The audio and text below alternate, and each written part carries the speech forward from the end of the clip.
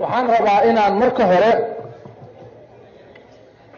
waxa halkan ku qoran waa xeer, waxa la bedelayana waa sharci baarlamaanka ansixiyey Central Bank of Somalia sharcigii laga sameeyey ama aktigii waa oo baarlamaanka Soomaaliyeed ay baas gareeyeen. waxaan rabaa horta inaan u soo jeediyo saaxiibadeyda baarlamaanka sharafta leh xeer laguma bedeli karo sharci baarlamaanka u codeeyey laguma bedeli karo. wax la dhaho indhasarcaad oo la isku indhasarcaadinayo oo dhahayo waa ku meel gaar ee wax yar un baa laga qabanayaa wax la dhaha ma jirto, sax ma aha. arrintaas waxaan rabnaa horta inaanan dadka lagu khaldin. qodobka saddexaad, ajandahan iyo arrintan shacabka Soomaaliyeed markay maqleen isbuucii la soo dhaafay oo dhan waxay kaga hadlayeen muhiimadda ay leedahay waa dowladdan hadda joogto oo annaga baarlamaankeeda nahay 3 budget amaba miisaaniyadoodan ansixinay ee 2017 iyo 2018 iyo kan 19 ugu dambeeyay. marqaati baa ka tihiin inaanan hal qofood shaqaalihiisa loo ansixinin. midkii odanka u ahaa ee aqoon-yahanada xirfadda xooggan ee sare leh ay u tartamayeen ay ka mid noqon kareen ama loo kala xuli lahaa inay ku soo baxaan in jaaniskoodii iyo fursaddoodii eber laga dhigo oo la dhaho waxaa loo furaa sharcigii nin ajnabi ah oo waddan shisheeye ka yimid, sax maaha.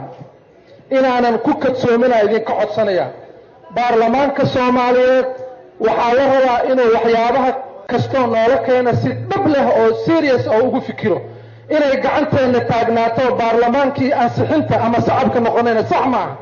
walaalayaal xildhibaanadii halkan ka hadlay muhiimadda ay leedahayna way taabteen. iyada oo aanan xeer laba warqad ku qoran sharci baarlamaan 28 page ah lagu bedeli karin baan waxaan rabaa habraaca loo maray inaan wax ka dhaho. ilaahay baa idinku dhaariyay amendment marka la samaynayo annaga sharcigan hore maanan u arkin, maanta noola qaybiyey. ayadoo maanta noola qaybiyey in nala dhaho waa la bedelayaa gacanta u taaga war waa nagu ceeb, sax maaha. mar kale sharci kastoo noola keeno waa inaan qaadanaa la soo akhriyaa. waxaan aad ula yaabanahay xildhibaanada halkan fadhiyo qof kastaa weydiiyey sharcigan hore ma u aragtay, qof kasta wuxuu igu dhahay maya, sharci aanan hore u arkin baa in noola keenay baa bedela nala dhahayaa inaan gacanta u taagna rabtiin, ma dhacayso, waana ceeb. ayadana shacabkan yaana nalagu ceebeynin.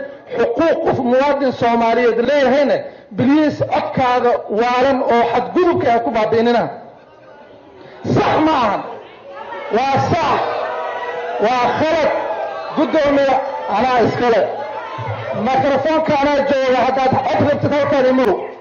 gudoomiye waxaan rabaa xildhibaan ra'yigaada caadiga dhiibo.